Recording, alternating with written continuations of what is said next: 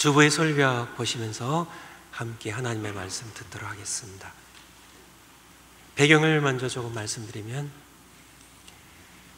바벨로니아 제국 느부갓네살 왕이 남쪽 유다 왕국을 3차에 걸쳐서 군대를 이끌고 쳐들어옵니다.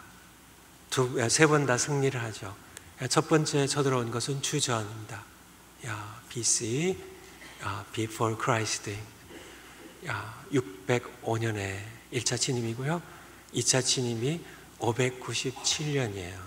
근데 597년 2차 침입 때에 약 1만 명이 왕과 함께, 여호야긴 왕과 함께 1만 명이 끌려오는데, 그 중에 한 사람이 제사장이었던 에스겔입니다. 3차 침입이 그 후로부터 11년 후에요. 주전 BC 586년에 있게 되고, 그때는 완전히 나라가 망해버립니다. 예루살렘 성이 허물어지고 예루살렘 성전이 약탈되고 불타고 무너지는 그런 사건이 있게 되죠. 에스겔은 원래 제사장이었지만은 하나님께서 그를 포로된 땅에서 선지자로 부르세요. 그래서 아직도 망해가고 있던, 그리고 멸망할 예루살렘과 유대 땅에서는 예레미야 선지자가 선지자로 하나님의 말씀을 외쳤고, 2차 포로 때 사로잡혀왔던 에스겔은 포로들이 살아가는 포로 땅에서, 바벨론 땅에서 선지자로 하나님의 말씀을 이곳 포로된 땅에서, 예루살렘에서 동시에 에스겔과 예레미야가 하나님의 말씀을 선포합니다. 그 내용은 회개하고 돌아오라는, 우상 숭배를 멈추고 돌아오지 아니한다면 멸망할 것이라는 그러한 말씀을 선포합니다. 그리고 에스겔서 40장에 보면, 에스겔 40장입니다. 에스겔 40장 1절부터 보면, 에스겔 40장 1절입니다. 우리가 사로잡힌 지 25년 되는 해예요. 성이, 예루살렘 성이 함락된 후 14년 정월 10일입니다. 횟수로 얘기한다면 주전 572년이에요. 이미 예루살렘 성전도 불탄 후입니다. 그때 여호와의 권능이 내게 임하여 나를 데리고 이스라엘 땅으로 데려가셨습니다. 2절에 여호와의 이상 중에 나를 데리고 그 땅에 이르러 나를 극히 높은 산 위에 내려놓으시고, 거기에서 한 성읍을 보여주시고 성읍 안에 있는 새 성전을 보여주세요. 오늘 설교 본문의 직접적인 배경된 말씀입니다. 이미 예루살렘은 멸망했고요. 성전도 불탄 후입니다. 14년이 지났어요. 절망입니다. 이제는 소망이 없어요. 이스라엘 백성들에게. 하나님의 성전이 불타버렸어요. 남쪽 유다 왕국은 이미 다 멸망했어요. 그런 상황입니다. 근데 하나님께서 새로운 소망을 보여주신 겁니다. 하나님께서 에스겔에게 하나님의 권능의 손으로 그를 붙잡으셔서 이스라엘로 옮기시고 거룩한 그런 높은 산에 그를 옮기신 후에 한 성읍을 보여주시고, 그 성읍에 있는 한 성전을 보여주세요. 장차 하나님께서 세우실 거룩한 성, 하나님께서 영원히 거하실 새 성전, 장차 지어질 것을 보여주시는 것에서 40장부터 43장까지 하나님께서는 그 성읍 안에 있는 새 성전을 구석구석, 바깥들로부터 해서요, 모든 문들, 또 그 안에 있는 방들을 보여주시는 내용까지가 40장, 41장, 42장까지가 나와요. 그리고 43장에 그 후에 그가 누군가요? 43장 1절에 그 후에 그가 나는 누군가요? 에스겔이에요. 그가 누군가요? 하나님께서 장차 지으실 새 성전을 보여주시는데 그 새 성전의 안내자예요. 안내자가 나를 데리고 문에 이르니 곧 동양한 문이라. 2절에 이스라엘 하나님의 영광이 동편에서부터 오는데 하나님의 음성이 많은 물소리 같고 땅은 그 영광으로 인하여 빛나니. 3절에 그 모양이 에스겔이 전에 보았던 그 영광의 모습이에요. 그래서 내가 곧 얼굴을 땅에 대고 엎드렸더니. 4절에 여호와의 영광이 동문으로 말미암아 동쪽 문으로 들어오셔서 전으로 들어가고 성전 안에 들어가십니다. 성침이 나를 데리고 안뜰에, 성전 안뜰에 들어가게 하셔서 내가 보니 여호와의 영광이 전에 가득하더라 말씀입니다. 오늘 설교 제목은 여호와 삼마이지만은 설교의 주제는 여호와의 영광입니다. 여호와의 영광. 여호와의 영광입니다. 여호와의 영광이 무엇인가요? 여호와의 영광. 아마 이것을 설명을 할 수 있는 사람은 제가 보기에는 아마 없을 거예요. 여호와의 영광을, 그것은 사람의 언어로 다 표현할 수 없는 것이기 때문에. 히브리어는 카보드입니다. 카베드라는 그런 형용사에서 나오는데, 카베드는 무겁다는 뜻이에요. 카보드, 무거운 것입니다. 헬라어로 독사예요. 헬라어로야 영광의 의미입니다. 도케어라는 동사에서 나왔습니다. 도케어는 생각한다는 것이에요. 그래서 우리가 참 이렇게 생각할 수 있는 하나님의 지극한 페임이야, 명성, 하나님의 거룩하심, 하나님의 광대하심, 하나님의 높으심, 하나님의 깊고 넓은 사랑, 하나님의 거룩하심, 하나님의 하나님 되심, 하나님께서 그의 백성 가운데 임하여 오실 때, 그리고 자신을 계시하실 때 발산되는 그분의 그분 되심이 하나님의 영광이라는 것, 그것이 가장 단순하지만 하나님의 영광을 표현할 수 있는 그런 적절한 표현입니다. 하나님의 영광, 그분의 영광을 볼 때 우리는 그분 앞에 엎드려 경배하게 됩니다.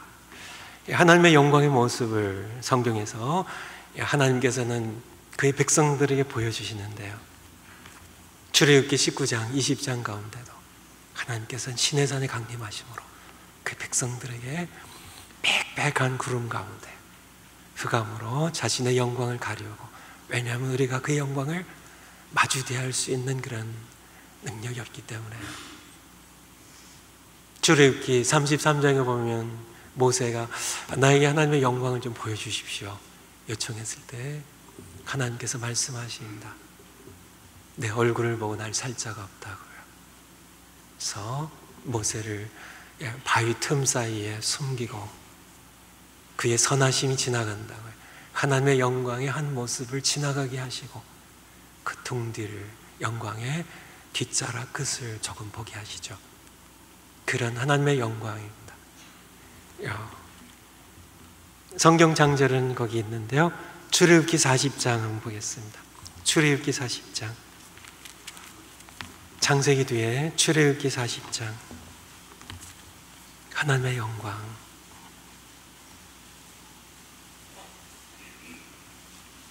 출애굽기 40장, 성경 두 번째 책입니다. 34절부터입니다. 그 후에, 어떤 후에인가요? 백성들로 하여금 텐트 하나를 짓게 하셨어요. 조그만 텐트입니다. 조그만 텐트예요. 작은 텐트를 하나 짓게 하셨어요. 그리고는 그것을 이제 다 조립해서 다 끼워 맞춰서 텐트를 완전히 세워놨을 때 그 후에 구름이 회막에 덮였습니다. 여호와의 영광이 성막에 충만함에, 성막을 회막이라고 불렀어요. 거기서 텐트 오브 미팅입니다. 백성들, 모세를 만나는 텐트였기 때문에 성막이 충만함에 모세조차도 회막에 들어갈 수가 없었습니다. 이는 구름이 회막 위에 덮이고 여호와의 영광이 성막에 충만함이었으며, 그런 말씀입니다. 백성들 가운데 저는 말씀드렸죠. 하나님의 소원이 하나 있다고요. 에덴 동산부터 창세기부터 요한계시록 이르기까지 백성들 가운데 함께 살려고 하시는, 자녀들과 함께 부모가 함께 살고 싶은 것처럼, 그래서 참 백성들 그렇게 고집센, 참 이해가 둔한, 참 구역구역 그렇게 하나님이 거역하는, 말씀하셔도 듣지 않고 자기 욕망 따라 살아가는 죄로 냄새난 백성들 사이에 하나님께서는 조그만 텐트 하나 짓게 하시고 백성들 가운데 한복판에 비집고 들어오셔서 사시려고 하시는 하나님의 소원을 아시나요? 그 하나님께서 이사 오시는 날입니다. 하나님께서 그 백성 가운데 임하여 오셨을 때 모습이에요. 하나님께 발산된 하나님의 영광입니다. 사람으로서 감당할 수 없기 때문에 구름을 빽빽하게 하시고요, 하나님을 만났던 그런 모세조차도 들어갈 수 없을 하나님의 영광이 임한 모습입니다. 열왕기상 8장에 보면 마찬가지로 솔로몬 시대에 성전이 지어졌고요, 거기 하나님 영광이 임했고요, 그곳에 임하여 오셨습니다. 그때 제사장들이 들어갈 수 없었다고 구름으로 빽빽했다고 그렇게 말씀해 주겠어요. 그런데 네 번째입니다. 하나님의 영광이 떠나요. 백성들이 집요하게 죄악을 범할 때, 우상 숭배를 할 때, 성전을, 예루살렘 성을 하나님께서 떠나십니다. 그것에 대하여 에스겔 8장부터 11장까지 말씀해 주고 계세요. 에스겔 8장, 에스겔서 8장 한번 보시기 바랍니다. 에스겔서 8장 1절부터 봅니다.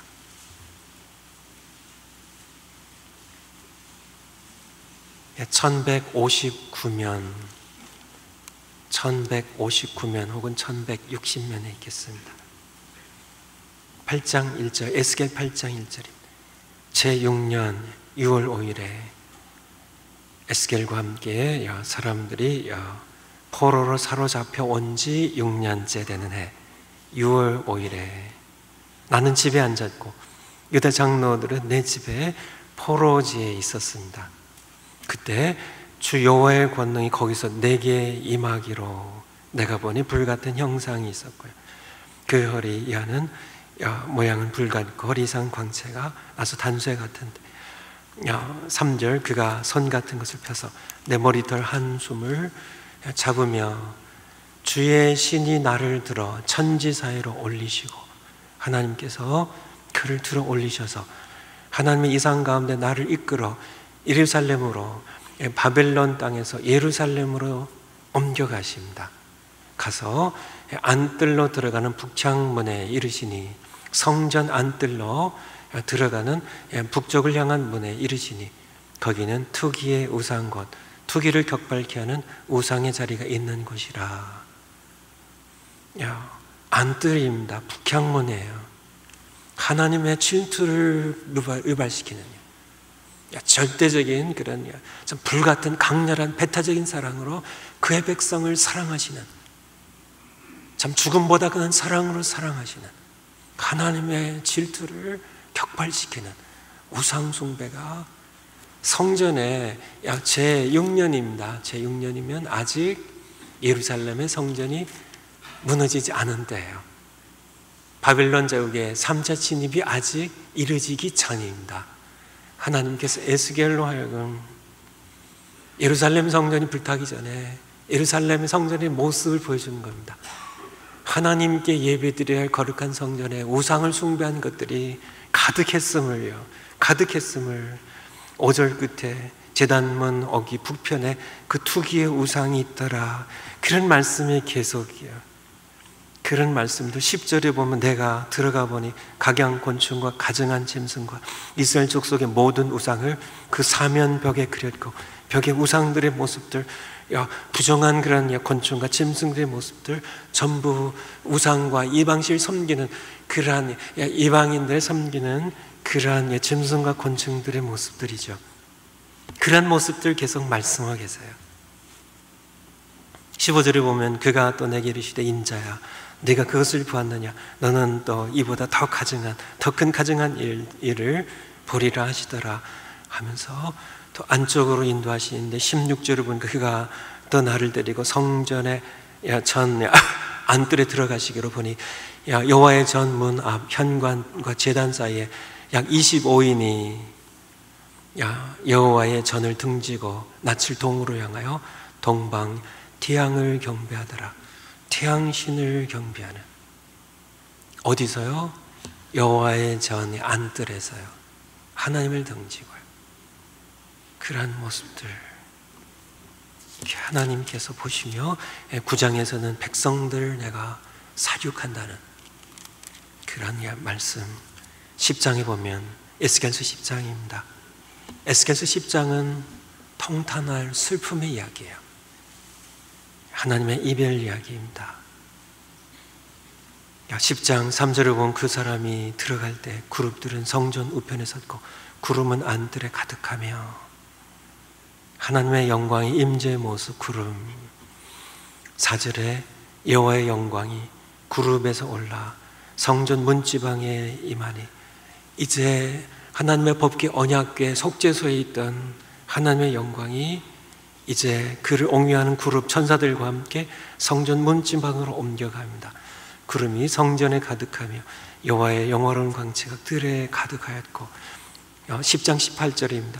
여호와의 영광이 성전 문지방을 떠나서 그룹들 위에 머무니, 이제 하나님의 영광이 옮겨가는 모습을요, 하나님의 영광이 법궤 언약궤 위에 속죄소에 머물던 하나님의 영광이 성전의 문지방으로 해서 또 문지방을 떠나서 그룹들 위에 머물고요.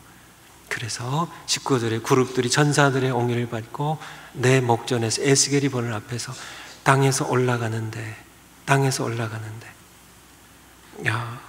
그들이 여호와의 전으로 들어가는 동문에 머물고 이스라엘 하나님의 영광이 그 위에 덮였더라. 그리고 또 움직이시죠. 11장 23절 11장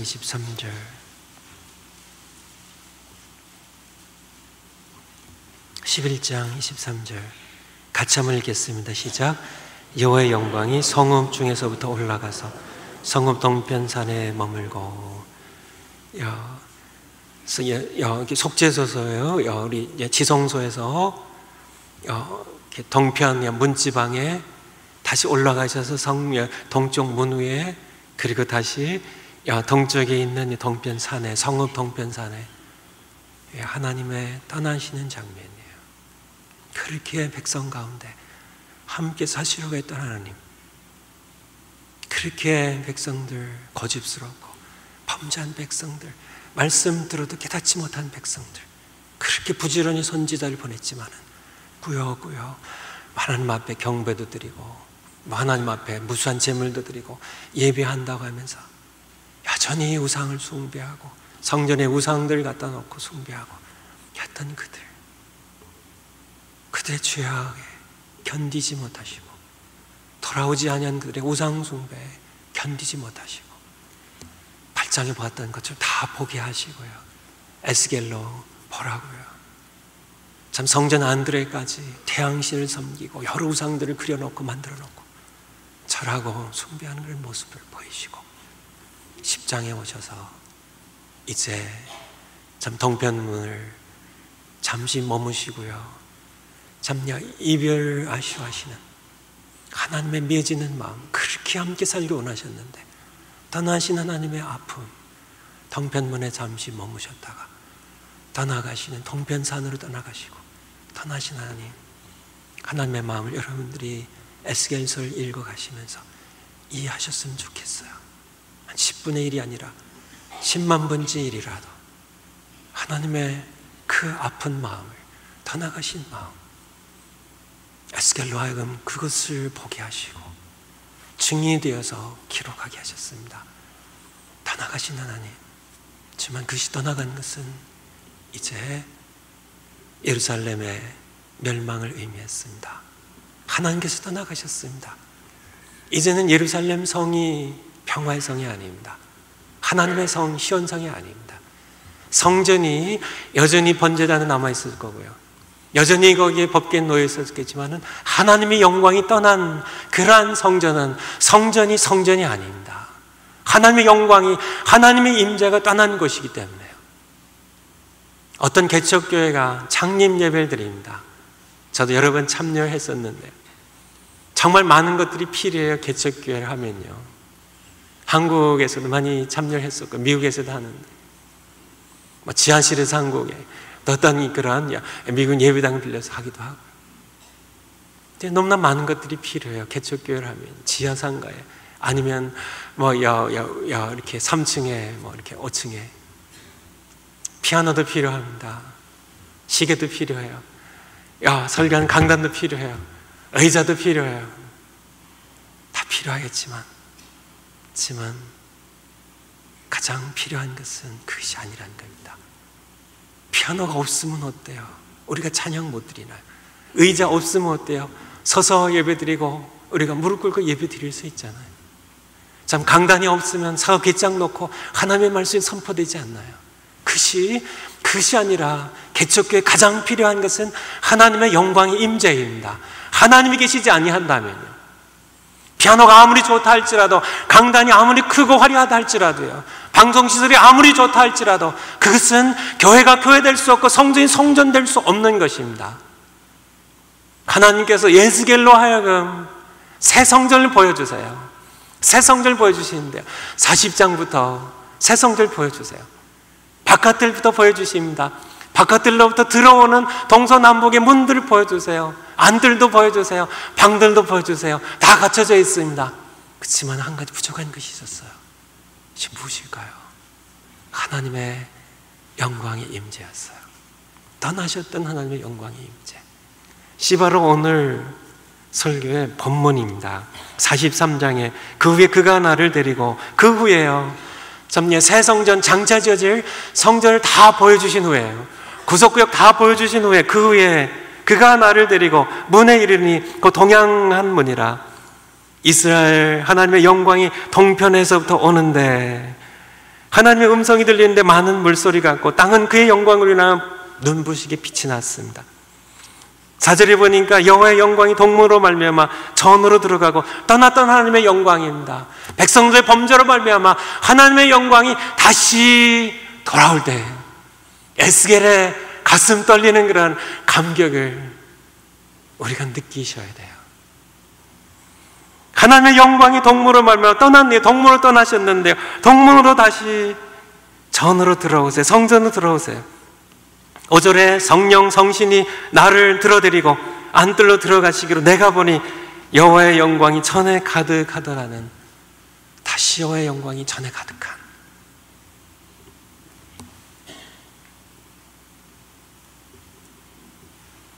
그렇다면 에스겔에게 보여주셨던 하나님의 영광이 떠났습니다.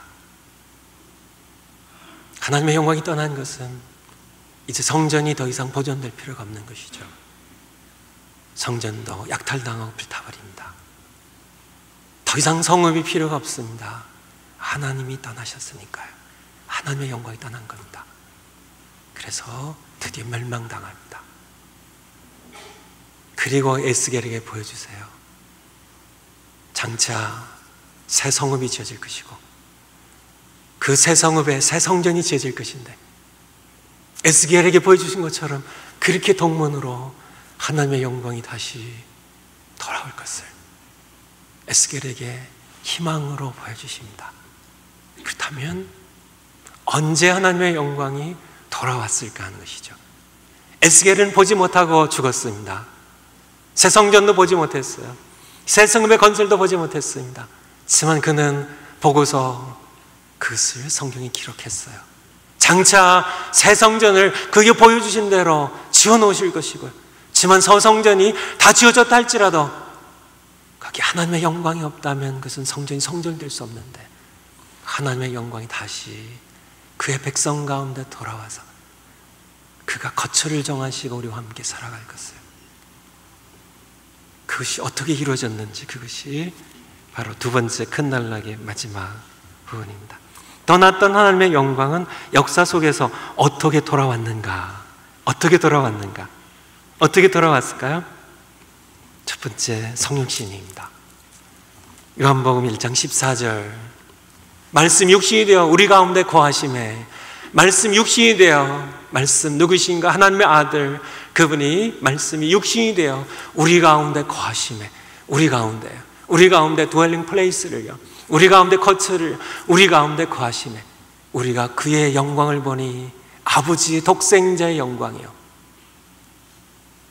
영광에 관한 말씀입니다.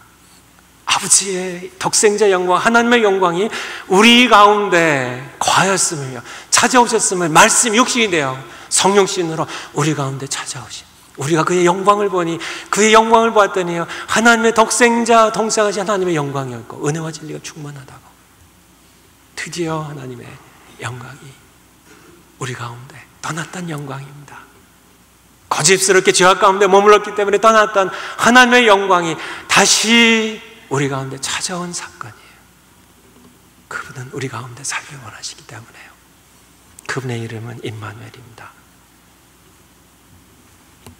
요한복음 12장, 헬라인 몇 사람이 예수님 찾아와서 제자들 통하여 예수님께 말씀을 여쭈었을 때 예수님 하신 말씀입니다. 요한복음 12장 23절에 예수께서 대답하여 가라사대 인자 영광을 얻을 때가 왔도다 말씀하십니다.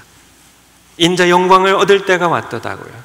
그러시면서 하늘의 별이 땅에 떨어져 죽는 것에 대해 말씀하셨고, 자신의 십자가의 죽으심을 말씀하셨고, 그것을 가리켜 인자가 영광을 얻을 때 하나님을 영광을 얻게 하는, 하나님의 영광을 보여주는 것에 대하여 우리에게 말씀하고 계십니다.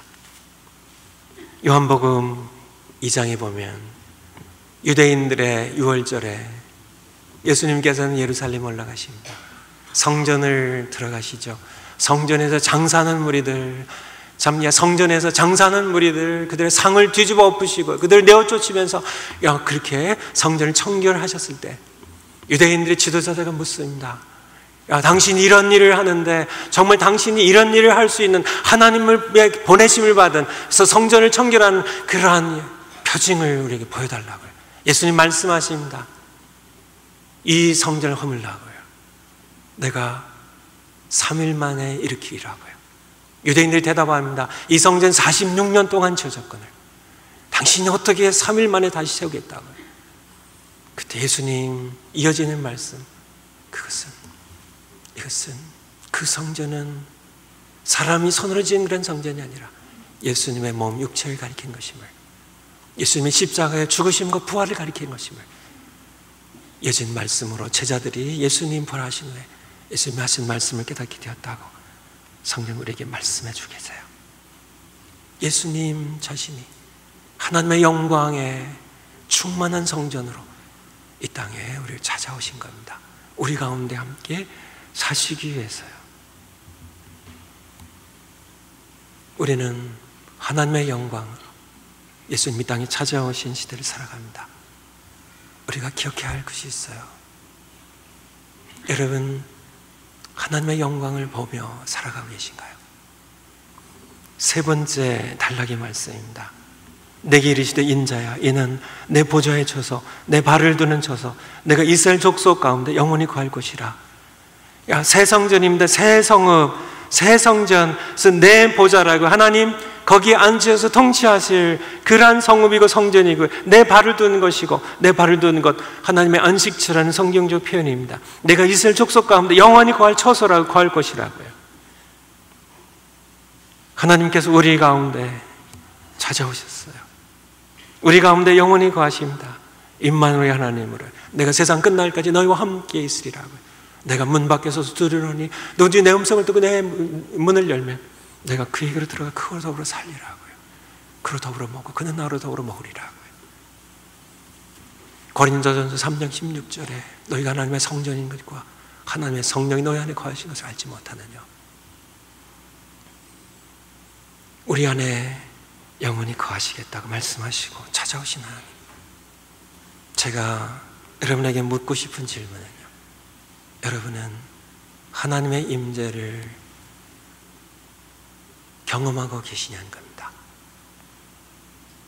영광의 하나님, 그분의 영광을 보고 계시냐는 것이에요. 우리 가운데 거처를 두시고 찾아오신 하나님, 내가 너희를 고아처럼 버려두지 않냐고, 내가 너희와 함께 와서 우리가 거처를 너희와 함께 하리라고 하셨던 요한복음의 말씀처럼 그분의 임재를 우리 가운데 영광의 하나님으로, 영광의 왕으로 임하여 오신 그분을 여러분이 여러분의 삶 가운데 경험하고 계시냐는 것이에요. 여러분에게 드린 질문입니다. 떠나셨던 그분이 찾아오셨어요. 성육신으로 찾아오셨어요. 우리가 그의 영광을 보았다고요. 하나님 아버지의 독생자의 영광이었다고요. 그 영광의 하나님 예수님께서 우리와 함께 하시는, 내가 세상 끝날까지 함께 있으리라고요. 거처를 너희와 함께 하리라고. 우리에게 성령을 통하여 찾아오셔서 영광의 왕을 다스리신 그분 임재를 여러분들이 누리고 계시냐는 그런 질문입니다. 만약에 누리는 것이 너무 약하다면요, 그리고 전혀 없다면 문제는 무엇일까요? 문제는 무엇일까요? 오늘 본문으로 들어가면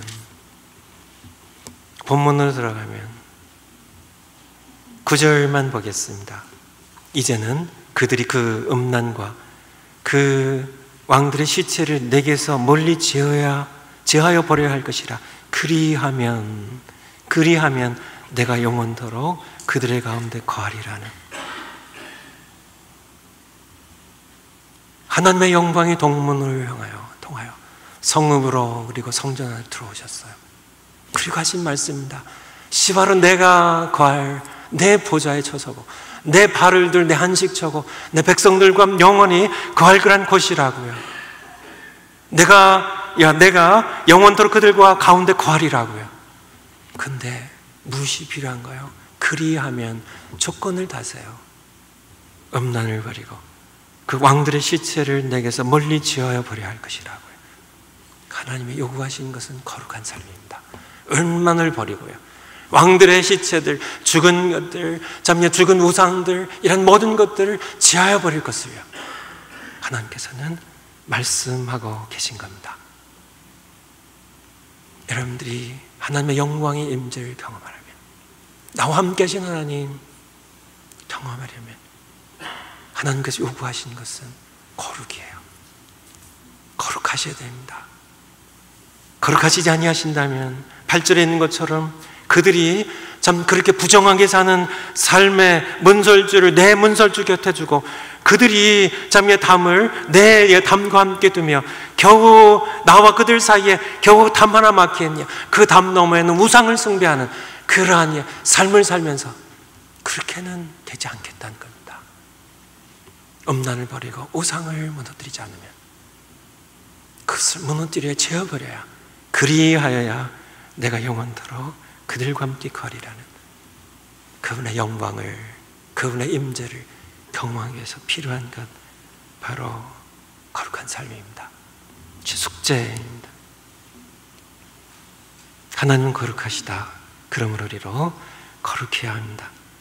거룩한 삶을 살려면요, 왕이신 하나님의 통치에 순종하는 삶이에요. 제가 참 많이 말씀드렸습니다. 신앙생활을 설명하기 위해서는 이 단어 없이는 안 된다고요. 순종입니다. 순종. 자, 현대사회, 과거도 마찬가지지만요, 이스라엘 백성도 마찬가지지만은 오늘날 현대 순종만큼 사람들이 싫어하는 게 없어요. 순종을 비굴하게 여깁니다. 순종을 불편하게 여겨요. 순종을 아주 싫어합니다. 자유를 얘기하죠. 마음껏 욕망대로 살아가는 것, 그것은 속임수에 불과한 것이라고요. 욕망대로 살면 자유인가요? 아닙니다. 욕망이 노예가 되는 겁니다. 살아보세요. 참 욕망대로 살아서 진정한 자유를 누려본 사람이 있으면 데려와 보세요. 참 돈을 벌면 그것이 자유인가요? 아닙니다. 참 그것이 얼마나 인간을 파괴적으로 인간 삶을 망치고 있는지요. 그것이 목적이고 그것이 우상이 될 때, 참 하나님의 통치 안에 들어갈 때 비로소 우리는 욕망과 죄를 정복할 수 있고, 그것을 정복하신 분입니다. 그래서 통치권을 세우신 분이에요. 사망을 정복하신 분입니다. 비로소 우리는 인생이 무엇인지를 알게 돼요. 비로소 우리는 내가 왜 이 땅에 존재하는지 알게 됩니다. 비로소 우리는 하나님이 우리의 창조되심을 비로소 우리는 알게 되고, 그분의 통치를 받을 때 비로소 우리는 진정한 자유를 맛볼 수 있어, 사랑할 수 있는 자유를 맛볼 수 있어요. 인생의 의미가 무엇인지를 알 수 있고, 의미 있는 가치 있는 인생을 비로소 살 수가 있게 돼요. 순정입니다. 속임수에 속아 넘어지 마세요.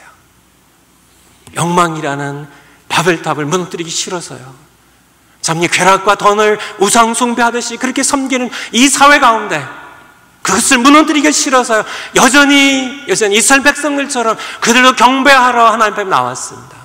그들도 와서 무수한 제물을 하나님께 드렸어요. 하나님께 예배 드렸고 하나님의 선지자의 말씀을 들었습니다. 하지만 그들은 듣지 않았어요.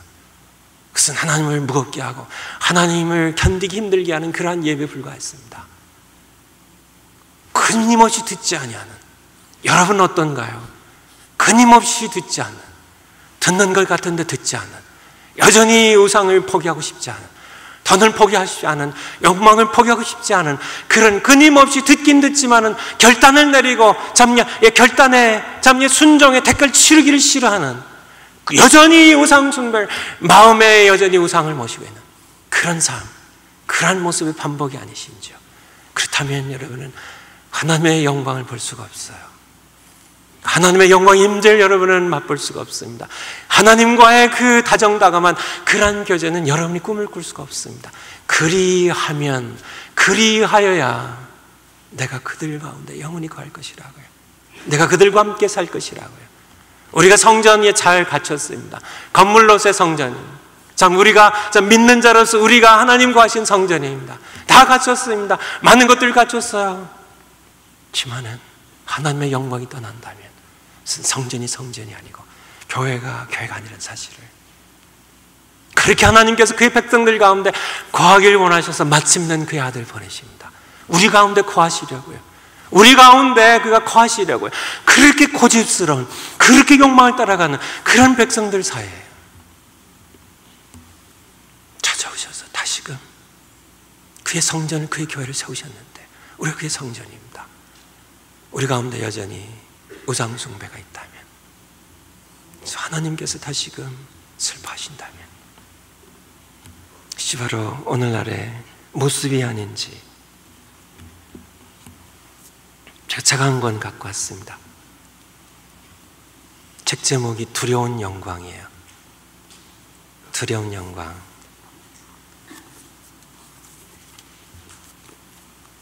소제목에 보면요, 두렵고 떨림으로 말씀을 대언하는 우리 시대 대표 설교자 시빈을 만나다 두려운 영광입니다. 하나님의 영광을 선포하는, 한국을 대표하는 한국의 대표적인 설교자 10분을 취재한 책이에요. 두려운 영광입니다. 이 책이 2008년 9월에 인쇄되고 발행이 됐어요.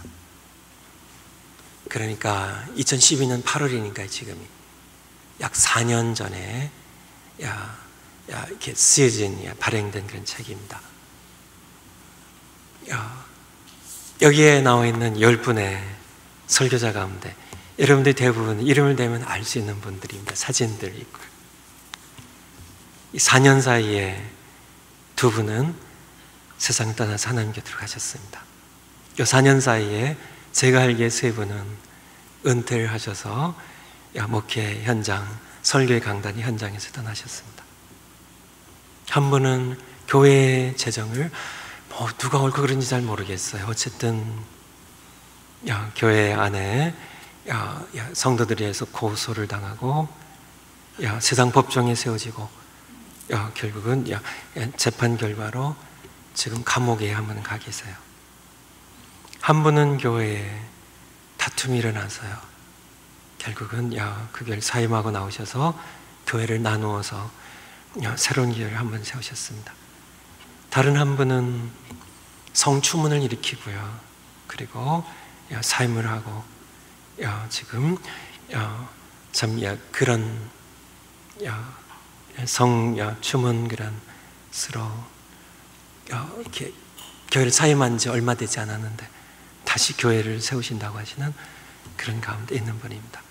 제가 왜 말씀드리냐면요, 4년이 짧은 시간 같지만은 격변의 시간이었다는 겁니다. 격변의 시간들이었어요. 여러분의 앞으로의 4년은 어떻게 될 것 같으세요? 2012년인가요?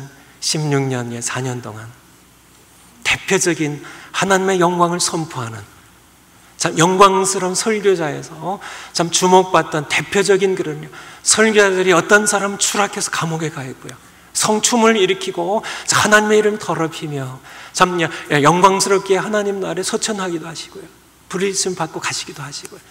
그런 격변의 세월들, 여러분들 앞으로의 4년이 어떻게 될 것 같으세요?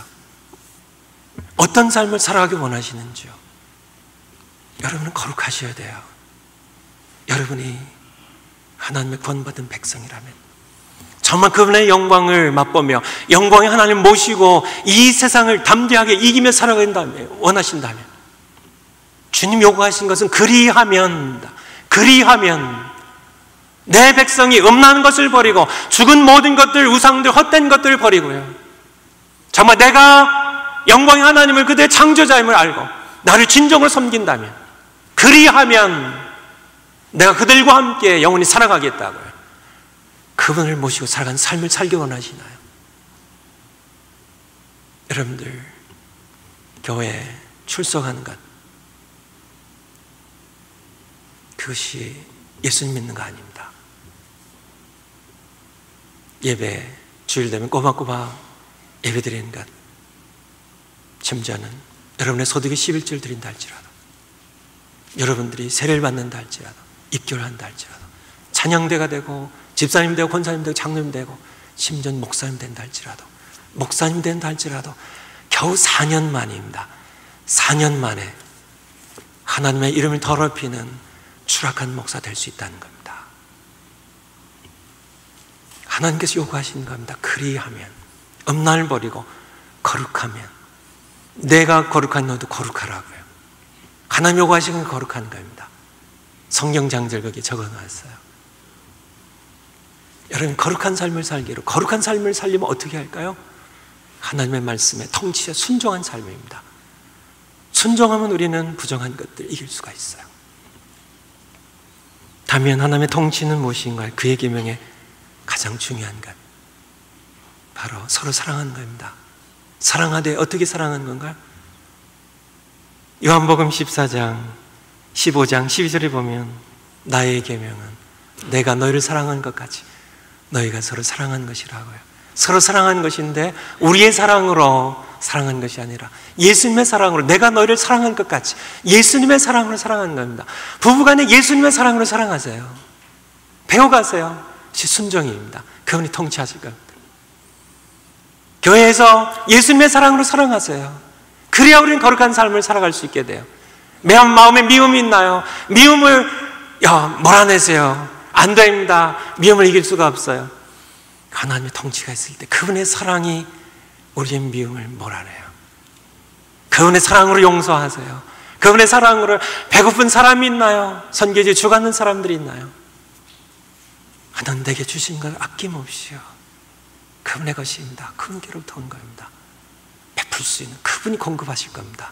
채우실 거예요. 그렇기 때문에 하는 것이 아니라 그분 것이기 때문에, 사랑 때문에 하는 겁니다.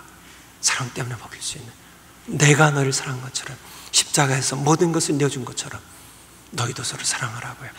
그러면 우리는 거룩해질 겁니다. 그리하면 하나님께서 우리 안에 거하시고, 여호와 삼마입니다. 여호와 삼마, 여호와 삼마의 뜻이 무엇인가요? 여호와께서 거기 계시다는, 에스겔서 맨 끝장 48장 맨 끝절 35절에 나와 있는 말씀입니다. 그 성읍을, 하나님과 하실 성읍을 여호와 삼마라고 하리라고요. 하나님과 하실 성읍의 이름이 뭐라고요? 여호와 삼마. 여호와 삼마의 이름은 여호와께서 거기 계시다는 그런 뜻입니다. 여러분의 집이 여호와 삼마가 되기 원하시나요? 여호와의 집이 거기 계신, 여호와께서 거기 계시며, 우리 교회가 여호와 삼마가 되기 위해서는 우리는 거룩해야 됨을 하나님께서 거기에 계세요. 임마누엘 장로에 계세요. 여호와 삼마입니다. 여호와께서 거기 계시다는, Yahweh is there. 여호와 삼마입니다. 그 사람과 하나님이 함께 계세요. 내가 하나님 거하시는 성전 여호와 삼마가 되는 겁니다. 그분들의 집에는 여호와께서 계세요. 여호와 삼마입니다. 그 심히 이 땅에 왕 대신 예수님께서 오심을 말미암아 이루어졌고요, 임하였고요. 그리고 장차 예수님 다시 오실 때 여호와의 삼마, 하나님이 거하실 거룩한 성 새 예루살렘은 완성될 겁니다. 영원히 우리와 함께 거하실 겁니다. 기도하시겠습니다.